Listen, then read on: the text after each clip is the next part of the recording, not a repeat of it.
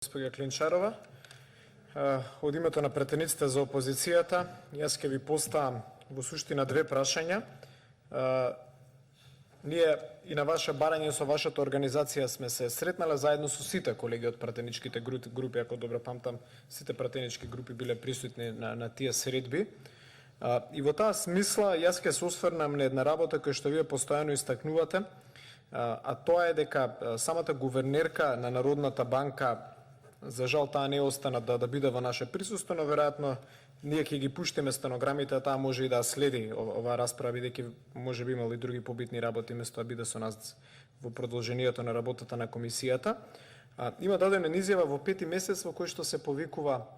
дека финансискиот систем е стабилен и сите банки се стабилни. Веќе во 6-ти месец, иако таа во тој период сигурно знаела, но има и некои тајни кои што не се споделуваат со јавноста, тука не навлегувам во содржината, таа веќе во 6-ти месец донесува конкретен правен акт со кој што веќе станува крајно известна оваа ситуација до која што сме дојдени сега до стечајот. Сега имам јас едно поконкретно прашање.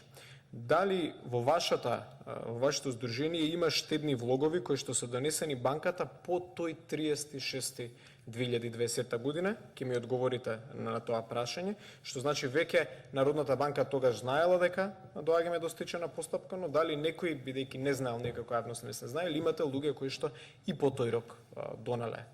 штедни влогови во банката, да не зборуваме за средства кои што тековно течеле по трансакцијски средства и сега се заглавени и изгубени. Тоа се случило и вие тоа го спомнувавте.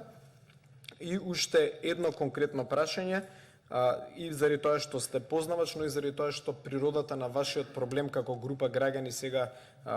ве тера да бидете во процес на изнаоѓање на решение. Вие спомнавте едно прашање во врска со заштитата на средствата на правните лица, што патем и европски стандард. И јас на крај ќе инсистирам тоа да биде еден заклучок кој што ќе го донесе комисијата